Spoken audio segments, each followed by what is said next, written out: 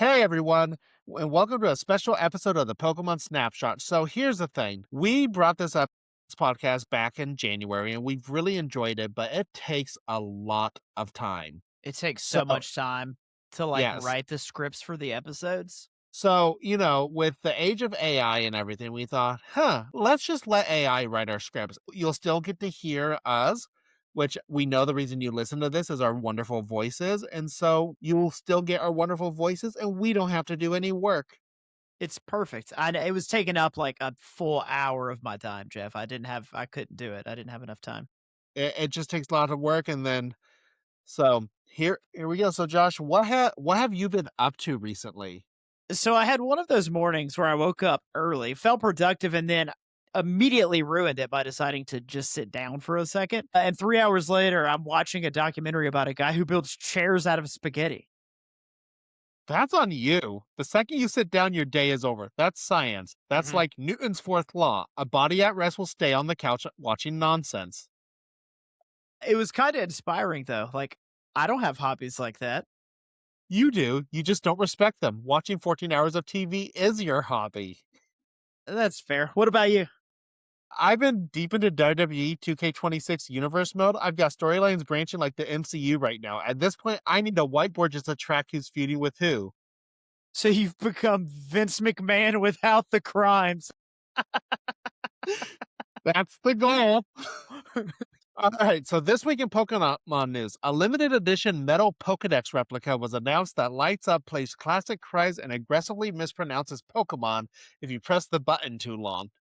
If it doesn't yield a Pokedex entry at full volume at 2 a.m., it's not authentic. Real Pokedex experiences would be you scanning a Pidgey and it screaming a full biology thesis. And Ash nodding like he understood any of that. She hears electromagnetic properties and goes, cool bird. Next on our Pokemon news, we have a fitness app collaboration now evolves your buddy Pokemon based on your weekly step count, meaning half of us are walking around with permanently unevolved Bidoof. That app would expose me immediately. Your Pokemon would just stare at you like, so? We're never evolving, huh? 6 months later, my starter is at level 3. The app just sends increasingly aggressive notifications. Hey, maybe try walking today? Remember legs? You forgot about the legs, Jeff. Next bit of news, Pokemon Unite is testing a Power Surge mode where electric types gain random stat boosts during lightning storms. Pikachu mains just became unstoppable. Yeah, imagine playing normally and suddenly the weather system decides the other team are Avengers. Meanwhile, your team is like, cool, we brought Slowbro. Lightning hits and suddenly Thunderbolt cooldown is 3 seconds. Weather RNG deciding the match is very Pokemon, though. Next bit of Pokemon news, a new cafe remix dessert called the Vanillix Avalanche Parfait was revealed, and it looks like it costs more than my first car. For that price, I expect 3 Vanillix personally assembling it. One scooping ice cream, one doing quality control, one filing taxes.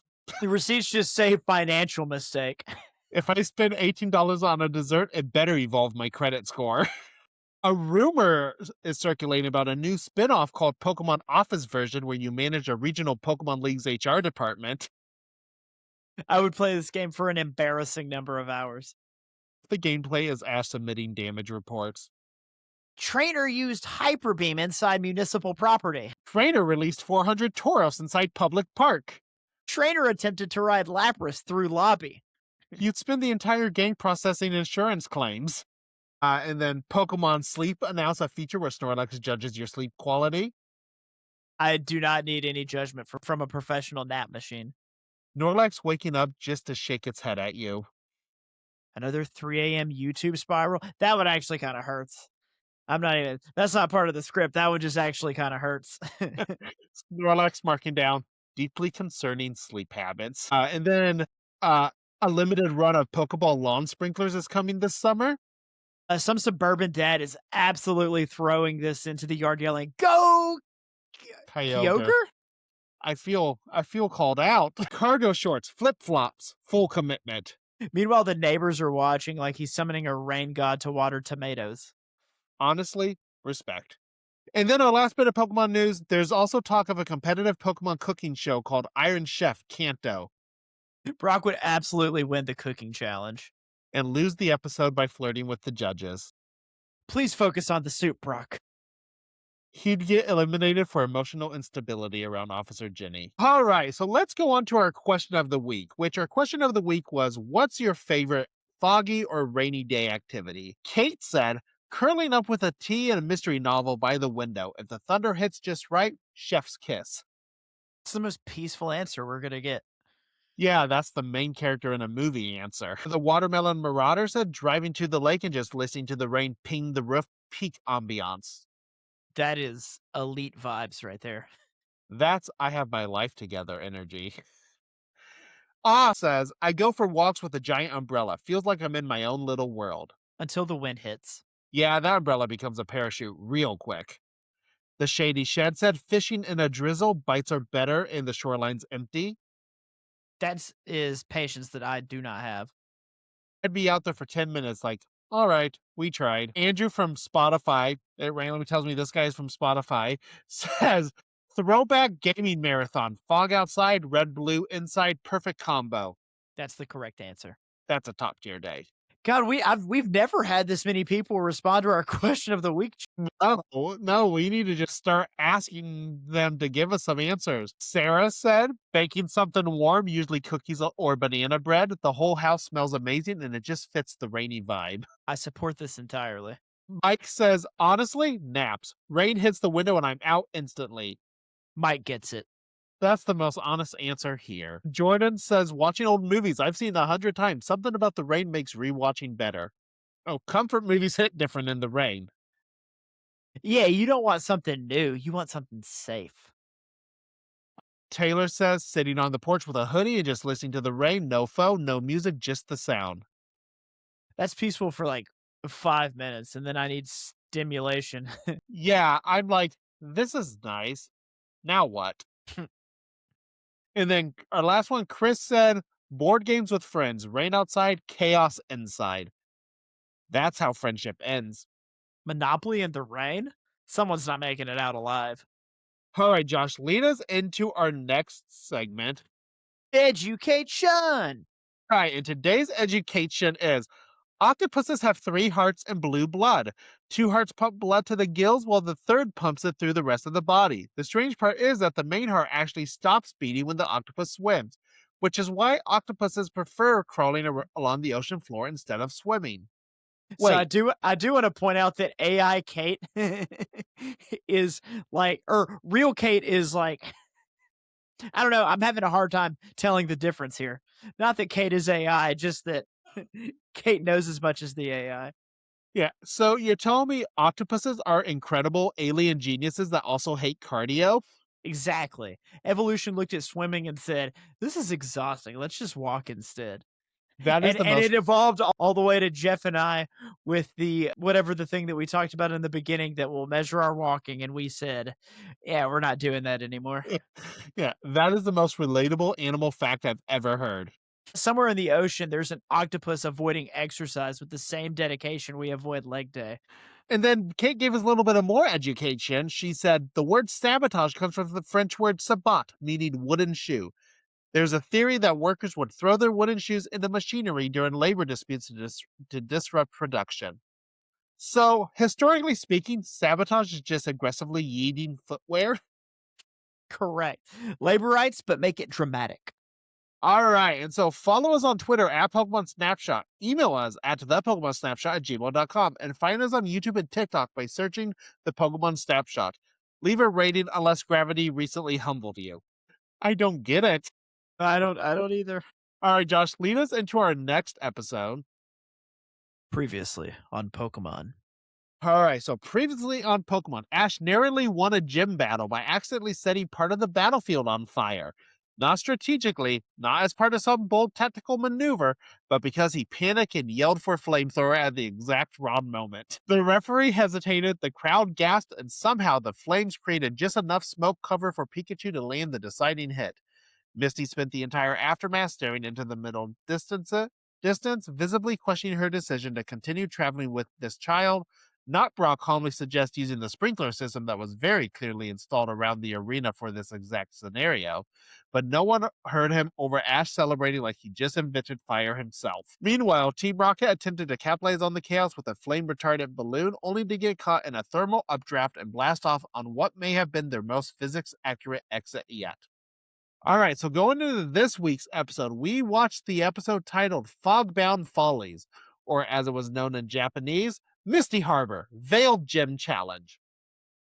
It aired on April 1st, 1999 in Japan, and also in it aired on April 1st. It aired on April 1st, 1999 in Japan, in our hearts, and on March 18th, 2000 in the United States, also in our hearts. I love how it kept with the April 1st thing in 1999, but for the USA, they changed it to some random day in March. Also in our hearts. Big ups to April 1st, 1999 and March 18th, 2000. So some world news. The number one movie at the box office was Mission to Mars. The number one song was Say My Name by Destiny's Child. Some video games releasing around this time. Don't know. Pokemon Stadium from the Nintendo 64 recently released and still dominating living rooms. Ridge Racer 5 for PlayStation 2. The Japan launch window showing off that next gen speed. Imagine watching this episode and then immediately booting up Pokemon Stadium. That's a good day right there. Those video games releasing around this time is doing a lot of the heavy lifting. It is load bearing releasing around this time. Meanwhile, I'm over here still trying to beat the Elite Four without throwing my controller, which I'm pretty sure would just be a Game Boy. It would just be a Game Boy. You're throwing the whole thing. All right, Josh, let's get into this episode. This is Fogbound Follies. As Team Ash, TA, in parentheses, TA, heads toward Misty Harbor, a thick fog rolls in so fast even Lapras looks confused. The narrator says our heroes push forward guided by instinct, friendship, and possibly terrible decision-making. Sounds right. If I had a Pokedex entry, it'd say frequently charges into fog with an optimistic shrug. That's actually your hidden ability, too. It's called Blind Confidence. 100% accuracy, 0% awareness. And somehow you still win gym badges. That's because the writers love me. They reach a silent dock where bells chime somewhere out in the mist. A calm woman in a dark raincoat rose up, introducing herself as Belle, a little on the nose, and asks if Ash is here for the Veil badge. The soundtrack goes full bamboo flutes plus wind chimes. The vibe says spa, the visibility says insurance waiver. This is 100% where a side quest starts and you accidentally lose 4 hours of your life. Or gain enlightenment, it's a coin flip. Ash is about to pick yes before the dialogue box even finishes. He already mashed A 3 times. Meanwhile, Brock's in the background like, I trust her completely. Brock trusts anyone who says hello and makes eye contact. Belle warns that the Misty Harbor gym runs a trial of perception and patience. Ash accepts before she finishes the sentence because of course he does. Misty tells him to at least pretend to listen to directions. Belle smiles like she's seen 600 Ashes do this before. She has unbothered mentor energy, 10 out of 10 NPC designed. She's absolutely dealt with like 8 Ashes this week alone. There's probably a punch card, win 10 badges, get 1 free life lesson. Ash didn't even hear the word patience. He blacked out after trial. The second someone says challenge, he's already halfway up a mountain. Misty's like, can you not embarrass me for 5 minutes? And Ash said, best I can do is immediately. Cut to Team Rocket gliding through the fog in a swan-shaped paddle boat they borrowed in quotation marks. Jesse says fog means low witnesses. James says fog means low morale. Meowth says fog means discount ambiance. They unveil today's plan, the duometer, a vacuum that inhales mist to reveal whatever's hidden. Also, totally safe, probably. Totally safe probably is a thesis statement for every Team Rocket invention. Their OSHA violations list has its own Pokedex number at this point. It evolves by friendship into lawsuit. I love that their plan is basically, what if we just removed weather? Yeah, just casually invent climate control in a swan boat. Meanwhile, they still can't catch one Pikachu.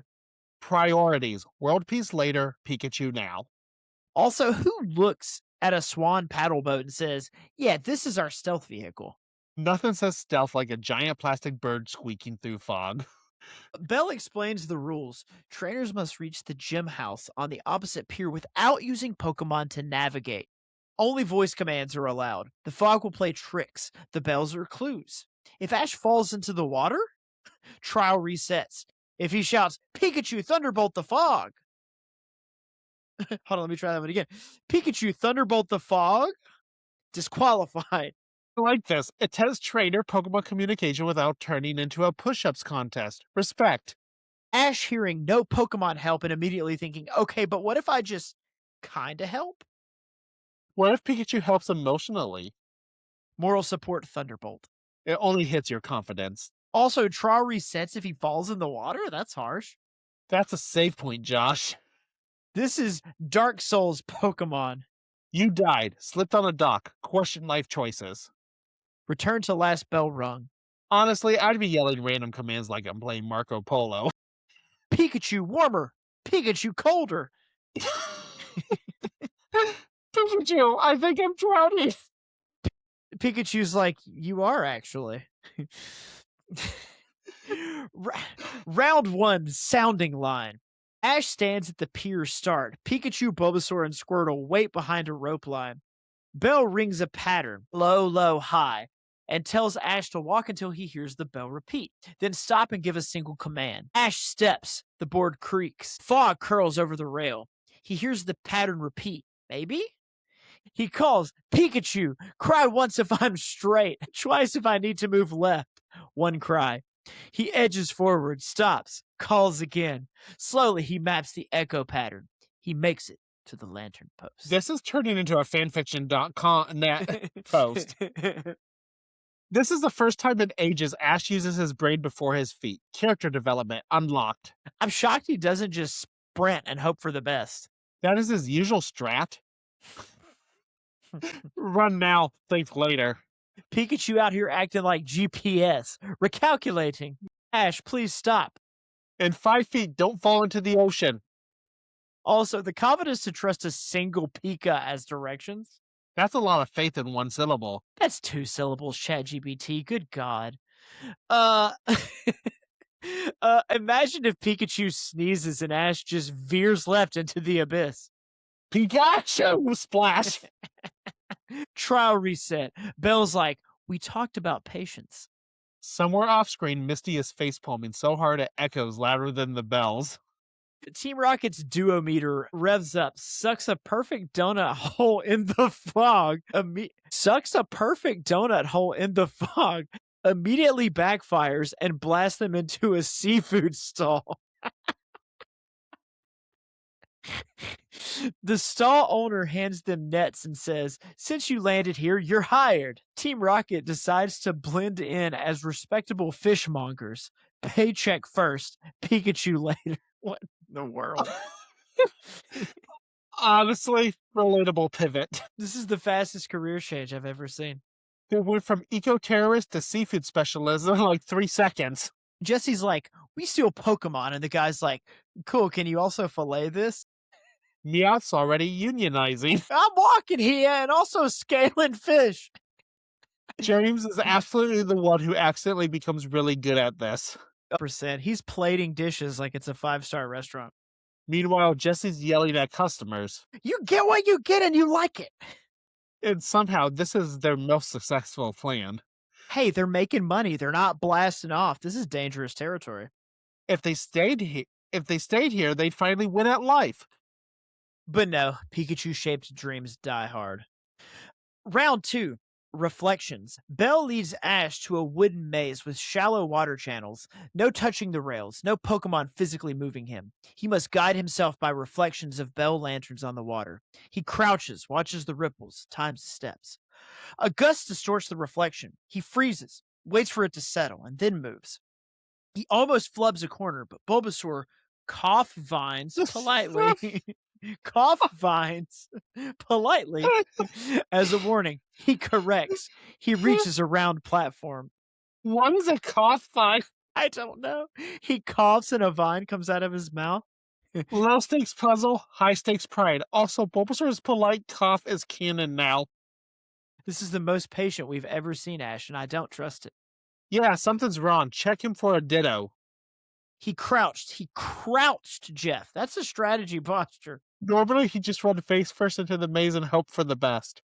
Bulbasaur out here being the real MVP, like, sir, respectfully, no. The most polite intervention in Pokemon history. Imagine if Bulbasaur just didn't do that. Ash is in the water immediately. Trial reset, Bell sighs, Misty contemplates new friends. Tracy sketching it like, yes, the rare Ash in his natural habitat. Failing. Also, using reflections to navigate, that's actually kind of sick. Yeah, this gym leader said, we're doing puzzles today. Meanwhile, Ash walked in expecting Pikachu Thunderbolt. And now he's in a logic puzzle like it's Professor Layton. Every puzzle has an answer, Ash. And it's not run faster. I want you to stop. I know I'm going to congratulate ChatGPT for this Professor Layton reference. Yeah, I don't even know who Professor Layton is. It's a puzzle video game. He has a whole series, and that's why he always says every puzzle has an answer. Ah, well, you learned something new even from ChatGPT. Team Rocket spots Pikachu through a fog break and wheels out a fresh fish sample tray with a hidden clamp. Meowth's hand pops from under the ice like a horror movie, but slips on condensation and clamps Jessie's wig instead. Does Jessie wear a wig? I don't think so. She screams. James apologizes to the wig. and the stall owner asks if their performance art increases seafood sales. Somehow it does.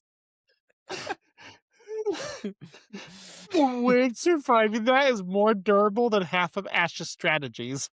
That wig has seen things. It's been through more trauma than Team Rocket's bank account. That wig has plot armor. Honestly, if the wig was in the gym battle, it might win. New Pokemon, Wiglet. Oh, wait. Different wig. Oh, Meowth popping out of ice like that? That's a horror movie. Yeah, that's the start of a Pokemon slasher film. I know what you did last Poke Summer. Pikachu's just trying to enjoy his day, and suddenly, hand. I would immediately quit being a trainer. Ash would still be like, Pikachu, handle it. Meanwhile, the stall owner's like, this is great for business. Yeah, people are lining up like, do the scary fish thing again. Team Rocket accidentally invents dinner theater. And it's their most successful venture again. The final trial, Veil Battle. Best 2 of 3. Bell's specialty is fog manipulation via sound cues. Bell sends Cloyster. Ash leads with Squirtle. Squirtle versus Cloyster. Bell rings a high bell. Fog lifts just enough for a silhouette. Cloyster fires Icicle Spear. Squirtle uses Withdraw, then Skull Bash from the side, reading the splash timing. Cloyster shuts, blocks, counters. Bell rings low, fog thickens. Ash listens for Cloyster's shell click and calls a water gun feint right. Rapid spin left. Cloyster is turned and grazed. Bell smirks, calls clamp. Cloyster catches Squirtle mid-spin. Squirtle taps out, round to Bell. Cloyster is the I bench press ignorance of water types. Respect the henge. Cloyster said, you thought this was going to be easy? Squirtle came in confident and immediately got folded. That clamp looked personal. Cloyster closed like conversation over. Also, fighting in a fog against a giant shell with projectiles, that's terrifying. You can't even see the attack. You just hear whoosh in regret. Squirtle's like, I was told there would be visibility. Is over there like, use your ears. Squirtle's like, I am using my ears. I just heard my defeat. Next is Bulbasaur versus Cloyster. Fog bells alternate high-low. Bulbasaur anchors with Vine Whip to rails, using the tension as a tactile guide. When Cloyster opens to fire, Bulbasaur threads a Leech Seed through the gap. Seeds latch, Cloyster slows. Bulbasaur lands Razor Leaf by timing the echo. Bell calls it, Cloyster down, 1-1. I don't even want to talk about Bulbasaur putting his seed into Cloyster because we all know what We Cloyster all is know, shaped like. we all know what Cloyster looks like. This is that rare brains beat armor matchup. Love it. Bulbasaur said, "We're using strategy today." Cloyster's like, I was told there would be brute force. I love that Bulbasaur just threads that leech seed like a sniper. Absolute precision. That was a surgical seed. I think they call that IVF. Um, Cloyster opened for half a second, and that's all it took. That's what happens when you underestimate the plant. Never underestimate the lettuce, Jeff. That's not lettuce. It's emotionally lettuce. Bulbasaur out here playing chess while everyone else is playing checkers. Meanwhile, Ash is like, "Yes, this was my plan the whole time." Ash accidentally being a genius is one of my favorite tropes. He's like, "I meant to do that." You absolutely did not. Also, the fact that Bulbasaur used the rails as anchors, that's kind of sick. I love how the ChatGPT is just repeating the same things and just adding in different lines or like context That's environmental dependent lines. awareness. That's something Ash does not have. Bulbasaur is the real trainer here. At this point, Bulbasaur should be collecting the badge. Next, we have Pikachu versus Bell's Ace. Bell sends Noctowl, Silver Feathers, Quiet Wing Beats, a midair specialist with hypnosis and air slash. Bell rings a gentle pattern. The fog ripples like a curtain. Noctowl is a ghost in cotton. Pikachu starts low. Ash closes his eyes to focus on Noctowl's wing beat cadence. He claps once. Pikachu fires a short thunder shock, not to hit, but to create sound. The crack rebounds, triangulates the delay and snaps. Forward, Iron Tail. Pikachu springs, tail gleaming, clips Noctowl's wing. Bell shifts to rapid bell strikes. Noctowl uses hypnosis from the fog. Pikachu staggers. Ash whistles their camping rhythm. Two short, one long. Pikachu shakes it off, grins. One last exchange. Bell calls air slash. Ash answers quick attack spiral. Pikachu corkscrews through the slice and lands Thunderbolt point blank. Noctowl goes down. Badge 1. That felt earned, not random luck, not plot armor, actual tactics. More of this, please. This is the most locked in Ash has ever been. Man closed his eyes and became Daredevil. I can't see, but I can feel the plot. Using Thundershock as sonar, that's actually genius. Pikachu just invented echolocation mid-battle. Noctowl's like, wait, that's my thing. Also, the whistle to break hypnosis, that's such a good callback move. I'm surprised he didn't say, that's actually pretty sick. Okay, I'm going to stop here and say, ChatGPT is just making us say how great its story is. That's coach level communication right there. Meanwhile, earlier, Ash was yelling Marco Polo. Growth. We love growth. That quick attack spiral was anime as hell. Physics left the chat, but it looked incredible. And the point blank Thunderbolt, disrespectful. That was a statement win. Noctowl hit the ground like, I'm rethinking my career. Bell's like, okay, he learned something. Misty's in the back like, finally. Team Rocket decides plan C, commerce. They ring a bell to draw customers and accidentally dispel the fog over the pier. Bell thanks them for the assist, then recognizes them instantly. Meowth tries to sell a limited edition Bellfish, which is just a bell glued to a tuna. Officer Ginny emerges from the haze like an Avengers post-credit scene. Team Rocket scrambles back to the paddle swan. Misty's wig slips again and they pedal furiously. Not Misty. What did I say? Oh, sorry. ChatGPT can't help me learn how to read. Sorry. Team Rocket scrambles back to the paddle swan. Jesse's wig slips again, and they pedal furiously into thicker fog, hollering about strategic retail retrenchment. If they opened a legit food truck, they'd be millionaires by now. They're one branding decision away from success. Team Rocket's seafood and slightly illegal goods. What are the illegal goods here? Whatever they are, I would eat there.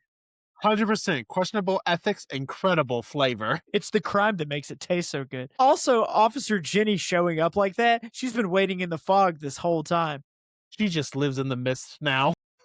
She is the fog. Final boss energy. And they still thought, yeah, we can outrun the police in a paddle swan That thing tops out at like 2 miles per hour. with a tailwind. Jesse's wig slipping is the real MVP of this episode. That Wick has more screen time than Brock. And honestly, more character development. Ouch, don't do that to my guy. Yeah, that's not cool, ChatGPT. Should have at least said not Brock. Team Rocket yelling strategic retail retrenchment while fleeing is incredible. That's corporate speak for we messed up. Let's go. They failed upward into a business and then immediately chose crime again. It's a lifestyle choice at this point. Pikachu really said, I'm worth more than your entire seafood operation. Jeff, and that takes us into our next section. Who's that Pokemon? All right, and our Who's That Pokemon for this week is Noctowl. Some basic information about Noctowl. It's number 164 in the Pokedex. It is a normal and flying type. It is 5'3" tall. Tall burb. That is a tall burb. It weighs 89.9 pounds, and it was That's kind of an anorexic burb if it's 5'3" and only weighs 89.9 pounds. and it is known as the owl Pokemon, and it evolves as final evolution from Hoot Hoot. Some origin notes, we'll keep them short and sweet. Mm-hmm. Inspired by owls, known for silent flight and incredible night vision, crest-shaped echoes, classic fortune teller motifs, perfect for hypnosis flavor. Its biology bite. The biology bite. Silent wing feathers, keen hearing, and a swiveling head let Noctowl hunt without being seen in battle, and excels at reading rhythm, disrupt Noctowl. And some mini dex flavor.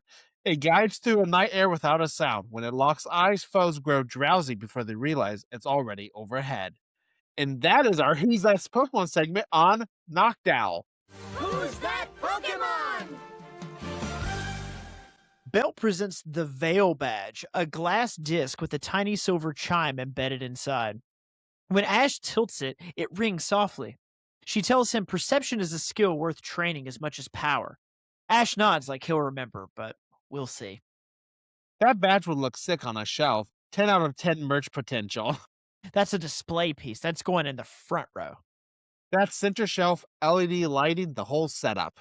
Meanwhile, Ash just throws it in his pocket with loose change. Next to a half-eaten berry and a rock he found. The chime's going off in his pocket all day. What is that noise? Oh yeah, my badge. Also, Bell dropping wisdom like that, and Ash is just like, yep, got it. He did not get it. He retained maybe 3% of that speech. And that 3% is I won. Character growth pending. Check back in 3 episodes. As the fog thins, Bell rows off to reset the trial. Team Ash heads down the coast. The bells fade into the distance. Somewhere, a paddle swan squeaks in dignified retreat. Canonically, that swan smells like shrimp now. That swan is never recovering from that job. It's got a LinkedIn gap it can't explain. What were you doing during this period? Seafood. Also, Dignified Retreat is doing a lot of heavy lifting.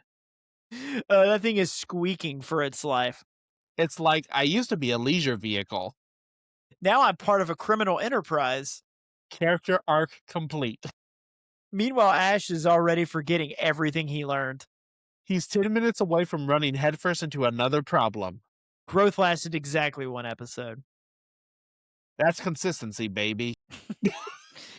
Our verdict time. This was not filler, and it didn't lean on spectacle. It was a clean, clever trial with a satisfying battle finish. That's a 7.5 out of 10 from me, Jeff. Say, 7.5 out of 10, the puzzle gym concept worked and the Noctowl match slapped. Yeah, this is one of those episodes where you're like, oh, they actually tried. Which is rare when fog is involved. Usually fog means we ran out of budget. This time it meant we ran into a good idea. I will say, though, still not an all-timer. No, it's not cracking the top tier, but it's comfortably above average. It's the definition of a solid mid card episode. Exactly. Not main event, but you're glad it's on the card. Also helps that Ash actually used strategy for once. That alone bumps it up like a full point. If this was Run Forward and Hope, it's a 6. Easy. And Team Rocket accidentally being successful again. That's always a plus. Honestly, I'd watch a full episode of just them running a seafood stand. The Rocket Kitchen, Coming soon to Food Network. hosted by Meowth. I'd watch it. 100%. Final answer, good episode, strong concept, surprisingly smart Ash. Which means next episode he forgets everything. Balance is restored. All right, and so our question of the week this week is, have you ever gotten lost in fog or whiteout snow, and how did you handle it? So I've never been fully lost, but I've definitely been in that visibility is terrible and I have no idea where I am situation. I just stopped moving immediately. I'm now at risk turning a small problem into a survival story. I'm pulling out my phone, checking maps, and if that doesn't work, I'm staying put until I figure it out. Yeah, I've had something similar where you're driving and the fog is so thick you can barely see the car in front of you. At that point, I'm slowing down to like 10 miles an hour and gripping the wheel like my life depends on it because, well, it does. No music, no distractions, just pure focus. It's wild how fast your brain goes from this is kind of cool to this is a problem. Yeah, fog is fun for about 30 seconds. Then you're like, I would like to see again. Turns out visibility is important. Big, if true. All right, so now let's go in. So our plugs again, because it helps. Twitter/X, at Pokemon Snapshot. Email, thePokemonSnapshot@gmail.com. Facebook page, ratings, reviews, and join our Discord to drop your episode ratings and argue politely about whether Cloyster is secretly S tier. Why would they put like a pretty normal plug at the beginning of the episode, but then just do this one that's email, Pokemon Snapshot, Facebook page, ratings, reviews. All right. So please join us next time when we will be watching Snack Attack. Will pastries bring peace or pandemonium of problems? Hi, everyone, and I hope you really enjoyed this episode of having ChatGPT write our episode for us and laughed as much as we did. Obviously, we're not going to have ChatGPT write the episodes for us. It's just funny. I think, Jeff, I think the one thing I'm convinced of out of doing this is that we should not be worried about AI taking over because AI is stupid. Nope. And I don't know. It did make me feel young, Josh, because we were using the Young's hip slang like sick. And yeah, I was like, is ChatGPT trying to talk like the Zoomers?